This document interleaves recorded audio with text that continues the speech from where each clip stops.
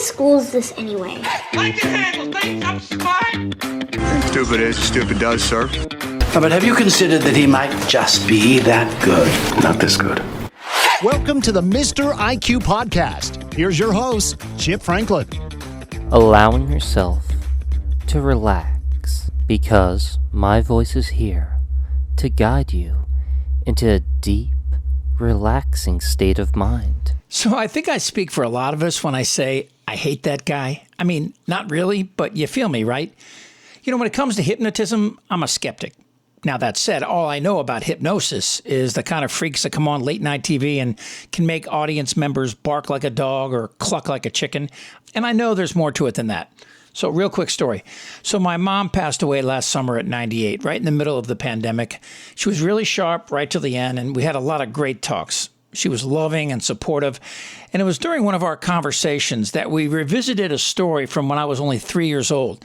Now, I grew up in Alexandria, Virginia, which is George Washington's hometown, right across the Potomac River from D.C.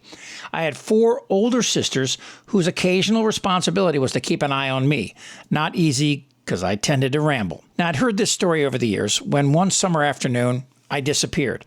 But on this occasion, my mother said that I'd been missing for 6 hours. I'd never heard that before.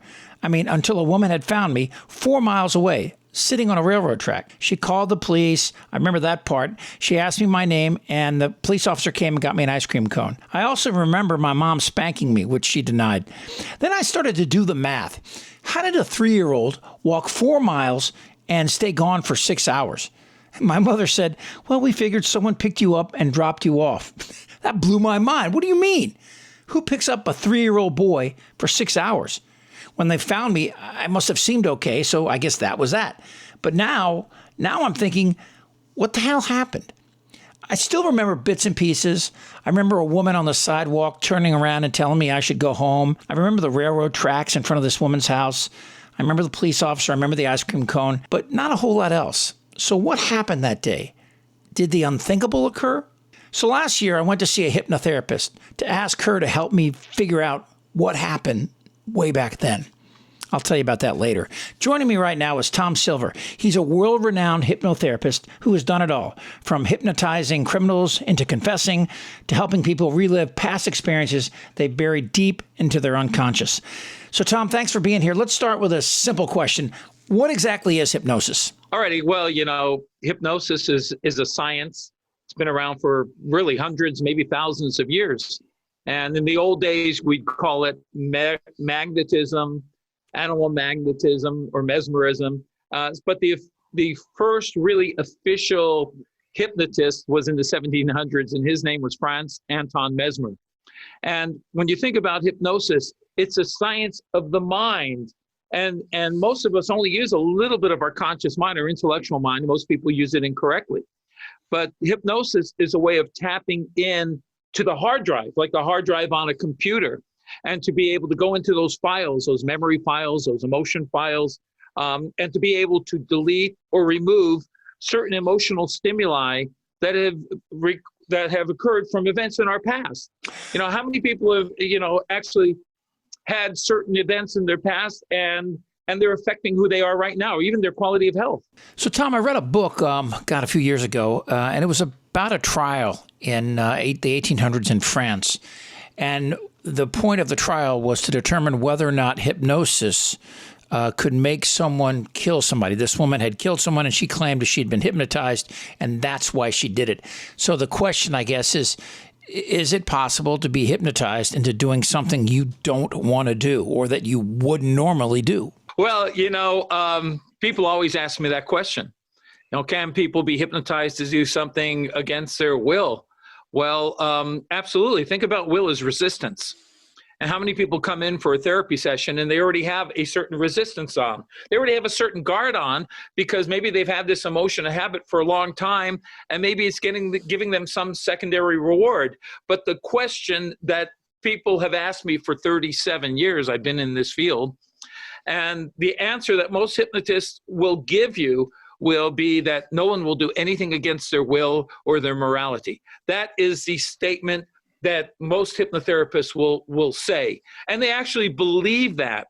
And because they've been trained in certain antiquity methods of hypnosis or elementary methodologies of hypnosis, it's probably because they can't get that result. But I will tell you and your listeners right now, some people who are hypnotized will do things against their morality, against their life script. And you can, if you're a really good, competent hypnotist, you can program in these triggers that somebody will respond to maybe days, hours, weeks after the program has been downloaded into them.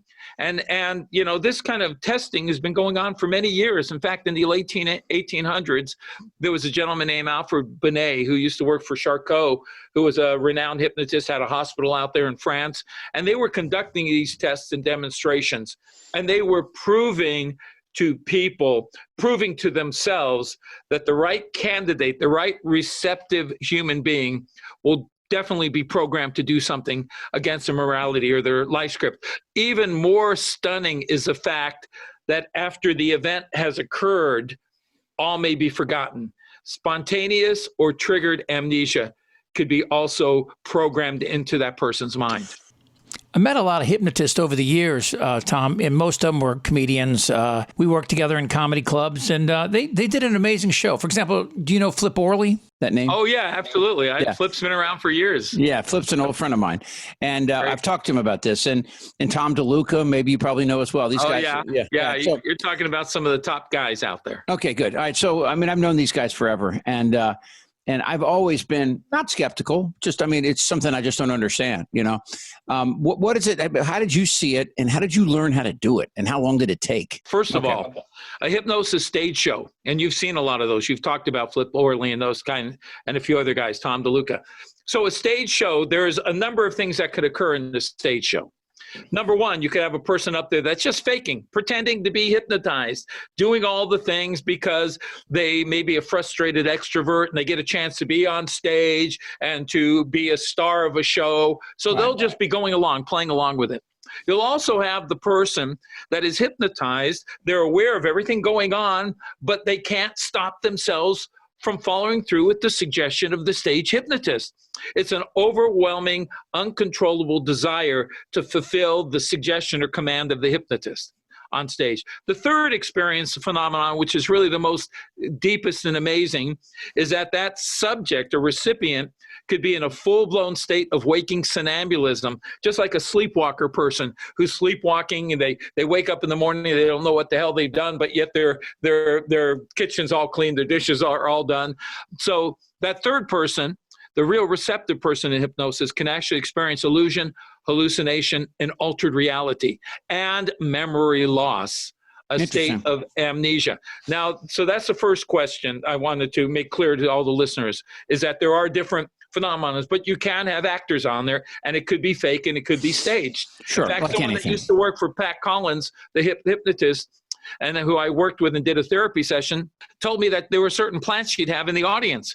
Now, were they just hypnosis junkies, receptive people that love the feeling of being hypnotized? Because 15 minutes of hypnosis can equal to about 5 hours of natural sleep and dopamine and all these things. People can get a certain natural high from being hypnotized. Can you be hypnotized? Oh, absolutely. I hypnotize myself all the time. Why does somebody want to be hypnotized? What are they trying to find? I mean, what are they looking for? What are you trying to help them achieve? Well, what they're looking for is a solution to their problem, whether it's a fear or a phobic anxiety, or they can't stop smoking because they're addicted to nicotine or cigarettes psychologically. Okay, so let's take cigarettes. Let's take cigarettes. A lot of people listening might smoke. So somebody comes into you and they say, God, I want to quit smoking. I know it's bad for me, but I just can't do it. How does that work? Well, they'll come to me to want to stop smoking, and I'll ask them right away, first question, why do you want to stop smoking? And I want to listen to their answers. I want to see if they're really motivated to stop smoking, or if they want to use hypnosis as another excuse. Well, I tried the nicotine patch, I tried the gum, I tried the whatever those pills are they give you to stop smoking to kind of make you sick. So I want to find out how motivated they are to really want to stop. So once I find out that, I also want to find out When did they start? Are they an identification smoker or are they a replacement smoker? Are these questions part of the process of hypnosis? Are you hypnotizing them while you're talking to them? That's a great question. Am I hypnotizing them, or are they already coming in a auto-suggestible hypnotized state? I believe that people all around, I believe all your listeners right now are going in and out of frequency changes and going in and out of hypnosis. So hypnosis isn't an unnatural experience. It's a very natural experience that every one of us experience every single day. Let me give you an example. You're driving your car. You're on automatic pilot. Well, who the hell's your automatic pilot? It's not some foreign alien from Mars. It's your subconscious mind. Yeah. Because your mind is distracted consciously. You're driving, you're thinking of thoughts. You're thinking of the girl that you asked out on a date last week and she rejected you. You're thinking about the boss yelling at you or whatever. So you're distracted, but yet you're going from point A to point B because someone's doing the driving for you. And that's because when you learn how to drive, there was a desire to want to drive, a desire to want to drive. And that habit had been recorded into your automatic pilot, which is your subconscious mind. You mentioned a lot of negative things, your boss yelling at you and stuff. Does it have to be negative suggestions to make a person want to be hypnotized? No, you could be thinking about that wonderful dinner you're going to have tonight, or your children. Well, speaking of positive things, I was on your website and I read briefly about something called the orgasmic handshake. Tell us what that is. Well, it's you give a suggestion that every time you shake someone's hand, it's going to create a very exciting, tingling feeling, like having an orgasm. Okay, well, you'll understand if the next time we meet, I high five. So is that hypnosis if I drive like 300 miles, then think back? Oh, yeah, I remember I went through that town, and I remember that, but I didn't really I didn't see it at the time, but I cataloged it. So is that a form of hypnosis there? Well, absolutely. And think about it. You've experienced natural amnesia. Spontaneous fragmented amnesia. We constantly go in and out of the most receptive deep stages of hypnosis. Why we're in the waking conscious state? Because once I lose awareness of what's going on around me consciously, then I'm in an altered state of consciousness, and we could call that hypnosis. What about the person watching a movie? They're watching a movie. They're watching a comedy. We'll talk about positive stuff. You're watching a comedy. You're laughing hysterically, and you're feeling the emotions of this comedy. But yet it's just a bunch of actors with memorized lines. It's a scripted movie, and it's fake. But yet it becomes a real experience to us when we're watching it. Just like if you're watching a drama or something, maybe even a scary movie, you're feeling those fears. So movies put us into a hyper suggestible, sensitive state. And at that point, we lose touch of our current reality because we're so absorbed in the reality that's being given to us. So you want your goal, to take that metaphor, if I have if I drove 300 miles, your goal would be to take me back into that place I was when I was driving there, where I was recording things, but not putting them at the top of mind. I was recording them somewhere else in my brain, yet I still managed to drive safely, thinking about that and seeing all the signs and the speed limits and all. So I was in control, but I was also in an altered state. It was a kind of a balance of the two. Is that your goal, is to get me to that point?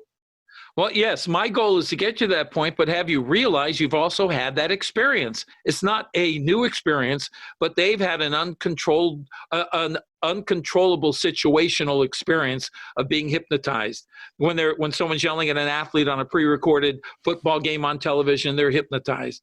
When someone's listening to music and they're bringing back the emotions of what that song or that Beatles song represented to them because they went to a Beatles concert, they're going into an emotional state. They're going into hypnosis. So I want people to understand that they've already had the experience. But what I do as a hypnotherapist is I break through the critical barrier of mind, the resistant part of their mind, to condition them to allow the positive suggestions to get recorded into their subconscious mind. In other words, all habits have an emotional link. And if I can neutralize or delete that emotional link and replace it with a positive habit and a positive emotional link, then they can stop smoking and maybe now exercise or drink water or do something that's beneficial versus detrimental in their life. I mean, does that make sense? No, it makes total sense. And it seems to have real applicability to, people's issues. And I can understand that. But all we ever see on television and like I mentioned before on stage are people, jumping around on one foot and clucking like a chicken and stuff.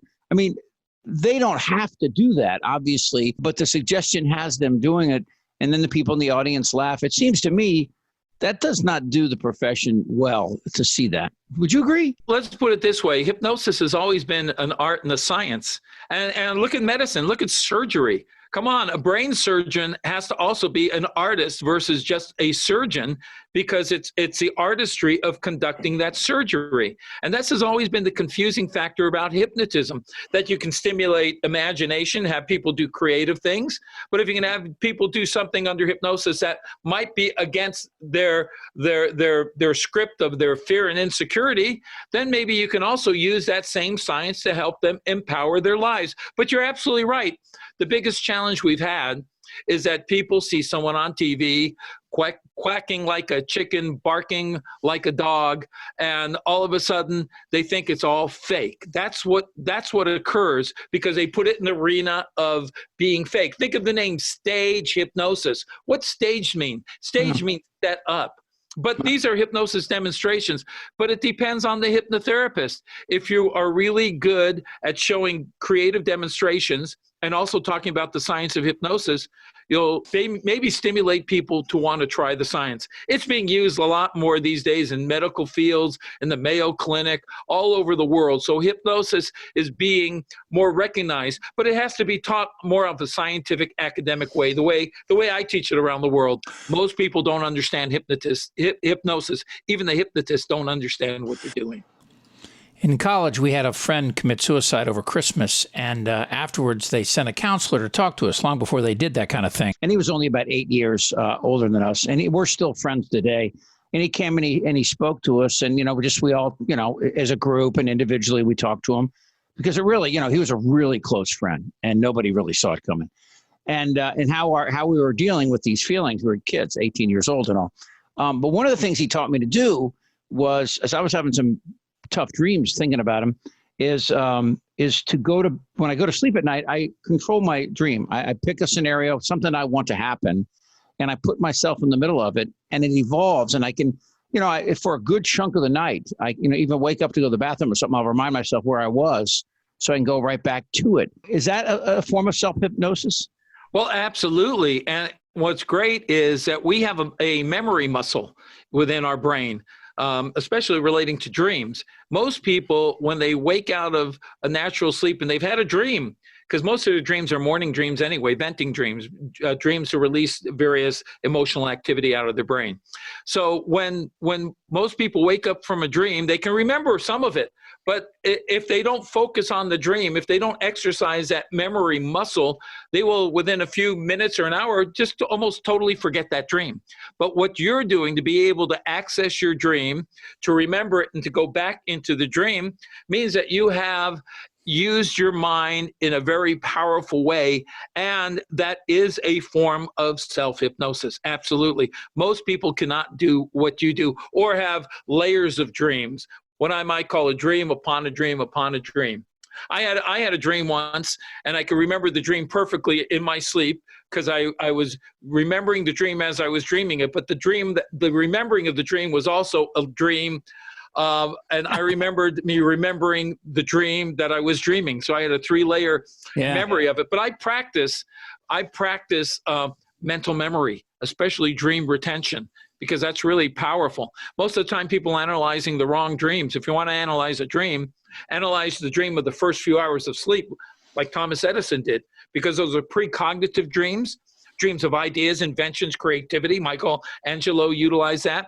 And then you also have wishful thinking dreams, the second stage of dreaming, dreams of goals and aspirations. And then the morning dreams are basically deleting data out of the subconscious hard drive, and we can call those the morning venting dreams. That's fascinating. We're talking to renowned hypnotherapist Tom Silver. Does a person have to believe in hypnosis to be hypnotized? It helps, but it's not necessary if you have the right methodologies or the right techniques. You can hypnotize a person against their will.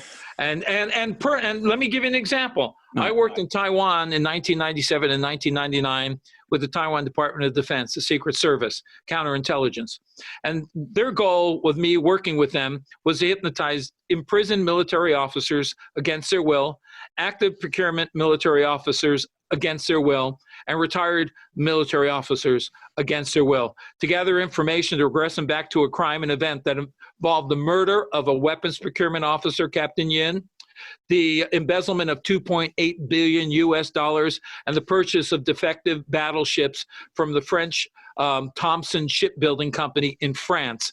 And we were able to gather the information under hypnosis that they would not give anyone through interrogation or through torture. And then I was also able to erase or replace their memories after putting them under hypnosis for 8 to 10 hours at a time. Whoa, wait. So you're telling me you can make somebody forget things that they don't want to forget? I can erase that file. I don't usually do that. People call me and contact me all the time because they see certain clips I have on YouTube. But what's interesting, and I think it's the most important, I want to erase the emotion that is related to the past event or trauma, because if you erase a file, a folder from somebody's memory banks, say John fell off a ladder 3 years ago. Now he's at some family dinner and they're having dinner and someone says to John, "Hey John, remember when you fell off that ladder 5 years ago and you weren't able to go climb up ladders?" Well, if I remove that file where John doesn't remember at all because I've deleted that memory, so John can climb up the ladder, that's going to create some confusion, anxiety, and maybe some stress. So if I remove the emotion from the past habit and John has the freedom to climb up that ladder like he used to do before the event, but he can remember the event that occurred, but there's no more emotional attachment or emotional stimuli. Interesting. I think that's better myself. So yeah, because I'm glad you said that, because to me, falling off the ladder and that memory have some benefits, right? You learn how to put the ladder up correctly. You learn not to go up too fast or have somebody hold it at the base, whatever. There's a lot to learn from bad and negative experiences. So you're saying what you want to erase from that, it's the fear from that, or the anxiety when they see a ladder? What are you trying to do about that past memory? I want to erase the emotional attachment to the trauma related to that memory, to that accident, to the pain, whatever you want to call it, to the negative emotional activity that is creating now a resistance or a barrier for that person to climb up that ladder. People do that all the time. And I've showed actually phobia removals. Let me ask you this. So are there people that have experiences that they've totally blocked out without hypnosis that are important to revisit in order to deal with? And is that another part of hypnosis? Well, that's one form of hypnosis, regression therapy. I use it as a last resort. I don't really need to, take little Susan back to the time when her father was raping her or she was being, physically abused or any of that stuff. But I believe I can remove the emotion in a very passive state of hypnosis without the activity going off, or what we call an abreaction, where that person goes back to that trauma, they're reliving it, all of a sudden we've opened up the wound.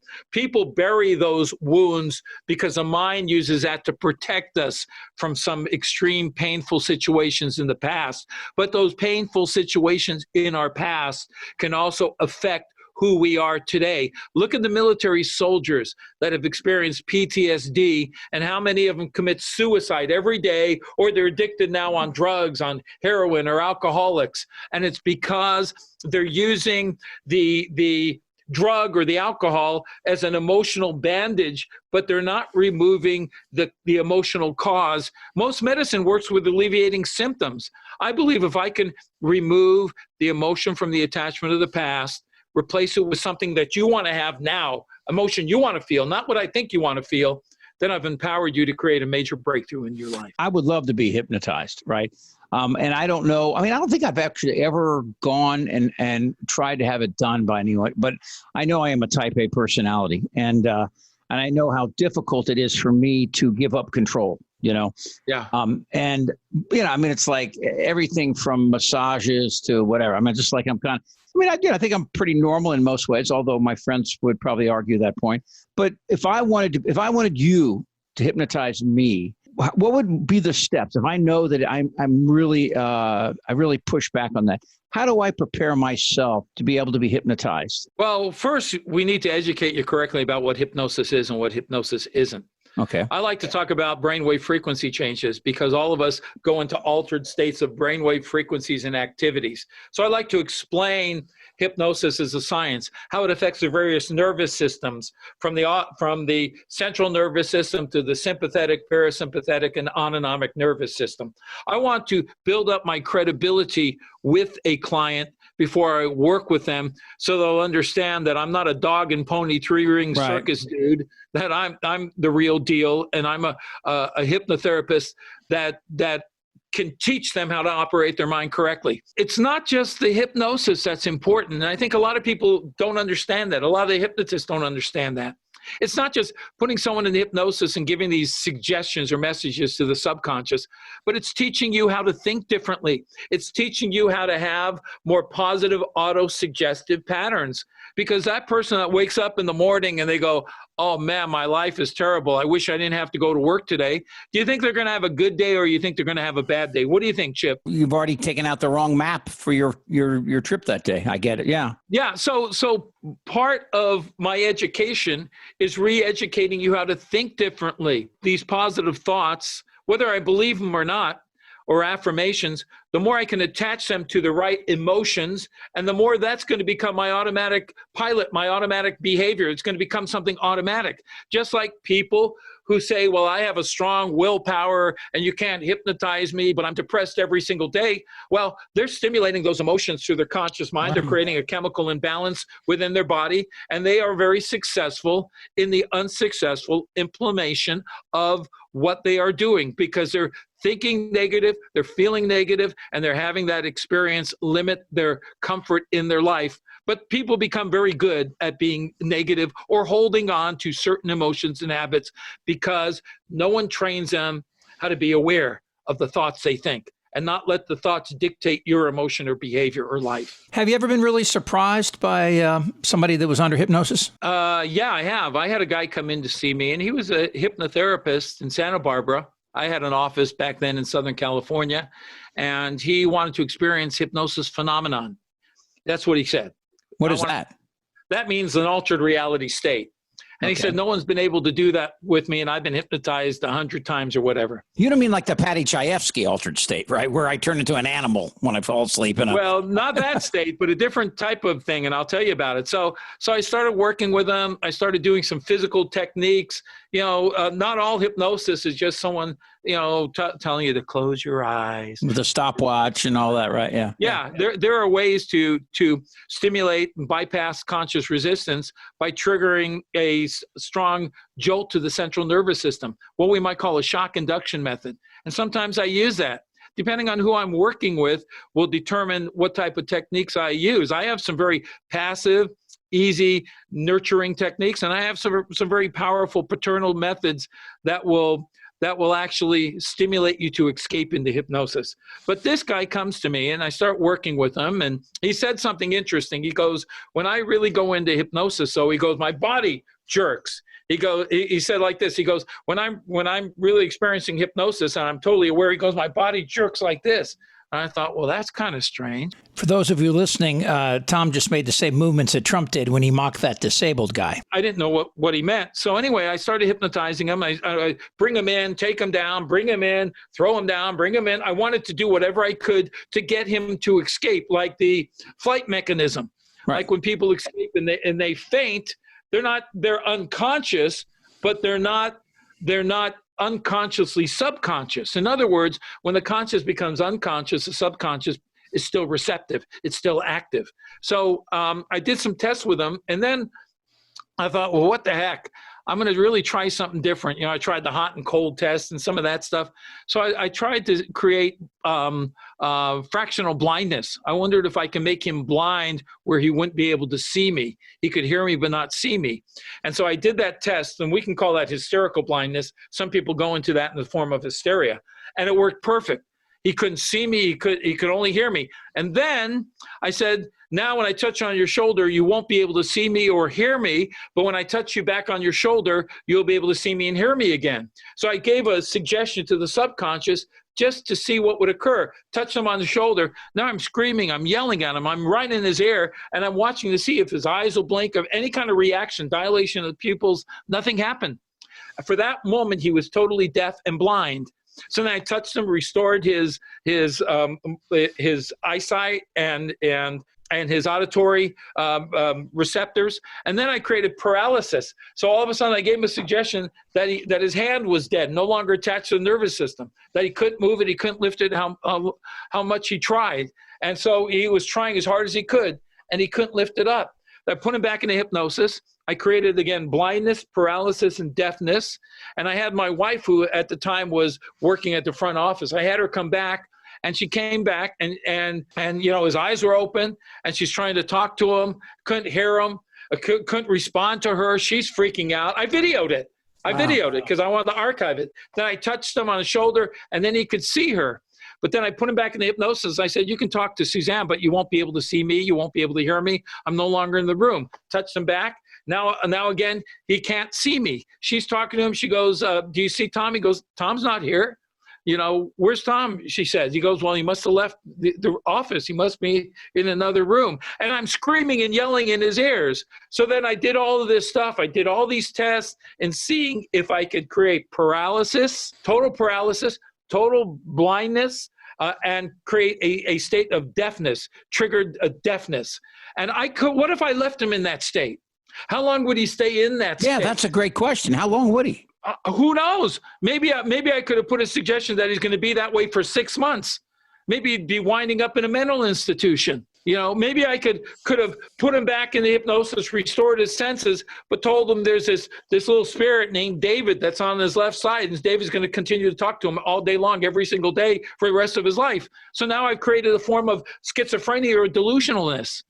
That's why it's important. It's important that people understand hypnosis is a powerful tool, and make sure you do your research, make sure you do your due diligence, and you find someone who is qualified and has ethics and understanding in hypnosis. Because in the wrong hands, like medicine, it could be dangerous. I can only imagine how this conversation would blow some people's minds. Because, and evangelicals and the other nut jobs, that everything to them has to be fit into a certain paradigm. This doesn't. This is a quantum moment. In that you could try to measure this with 1,000 empirical tools and you'd still fall really short. That's some crazy shit, Tom. That guy got into that state and, didn't ask to be there. Obviously, it had an effect on you as well, if I can play the shrink. I'm watching you and listening to you tell the story. You were fascinated by it. What part of it fascinates you and makes you wonder about, are there any limitations at all, really, to hypnotherapy and moving forward in the mind, right? Well, I can't make somebody, levitate with hypnosis or transport them. But see, I'm an experimenter. I'm a scientist and experimenter. How did I know I could hypnotize someone against their will? A prisoner that comes in shackled, blindfolded, military clothes, handcuffs, that doesn't want to be hypnotized. And then they walk out, or 8 or 9 hours later, spilling the beans, giving all the information to gather evidence, and I still help them with their trauma and their physical pain because of torture. That's what's so fascinating about the mind. Look how much we don't know about the mind. And when you're talking about evangelists and faith healers, you're talking about some of the biggest religious hypnotists out there. Right. And they might not know that they're doing hypnosis, or they might know they're doing hypnosis or healings or any of that.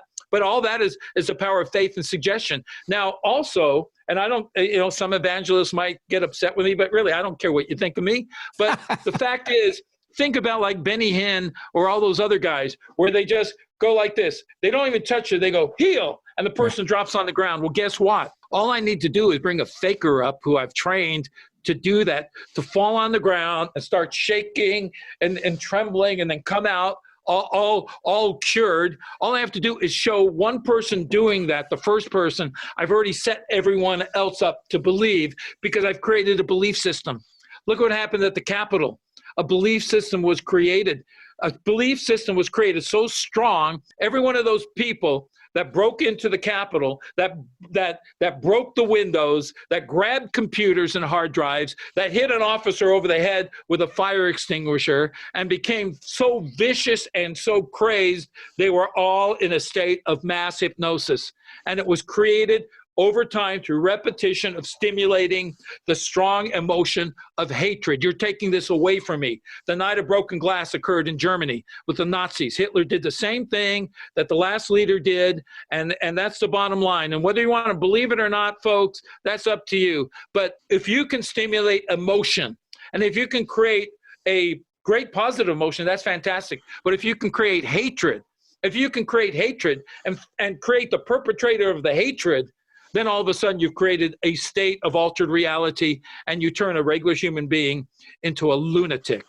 Talking to Tom Silver, renowned hypnotherapist. So, Tom, let me just summarize here. You're saying exactly the opposite, what I'd always heard, that a good person can actually be, through hypnosis, convinced to work against their own morals or interests and do bad things. Oh, absolutely. The right candidate, the right receptive person under hypnosis can be programmed to do some things that are very dangerous and even deadly. And I'm just telling you that and telling the listeners that because this is the real deal. Hey, if I can hypnotize prisoners against their will to get the truth out of them and create a human lie detector tied into their central nervous system, the finger of truth, and I showed on Brainwashed on Discovery Channel the fact that I was able to hypnotize a regular person and put him on the streets of New York and have him kill somebody and then forget he's ever done it. So when we debriefed him and he found out what he did, he was very shocked and actually very worried. And then I restored his memory, and we brought the guy out that he didn't kill. He was just a guy wearing those little blood things, and he was a stunt man. You know, the fact is, hypnosis is a wonderful tool, but like anything in the wrong hands, it's dangerous. Come on, let's face it. Prescription medicine used incorrectly is poison and deadly. A car used incorrectly is deadly. So a gun used incorrectly is deadly. Well, I think I drift more towards the orgasmic handshake. All right, Bubba, good talking to you, man. All right, my friend. Be well. Thank you so much. Take care. Thank you. That is hypnotherapist Tom Silver. Check him out at tomsilver.com. You've been listening to the Mr. IQ podcast with Chip Franklin. To hear more, go to MrIQ.com or wherever you download your podcasts. Okay, so I was trying to uncover a moment in my past when I was 3 years old, and I disappeared for half a day and ended up across town. Now, I would have had to walk 4 miles and cross at least 2 busy intersections to get to the place I was eventually found. So what happened? Was I kidnapped? Was I sexually abused? Or did I just walk all that way by myself? So I booked a session with a hypnotherapist in San Francisco. So my appointment is at 1 p.m. and I have this radio show on the other side of town I have to do at 3. So I thought I had enough time. I got there early and I waited and I waited and I waited. And eventually at 1:30, I went up to the receptionist and I said, "Excuse me, but my appointment was at 1 and it's 1:30 and I got to leave soon. Do you know how long this is going to be?" The receptionist looked in her book and she says, "I'm sorry, but your appointment was yesterday." Yesterday? I missed it? She leaned forward and she looked at me with a concern. She goes, "Are you okay?" And I thought about that for a few seconds, and a warm feeling came over me. I said, "Yeah, I think I am."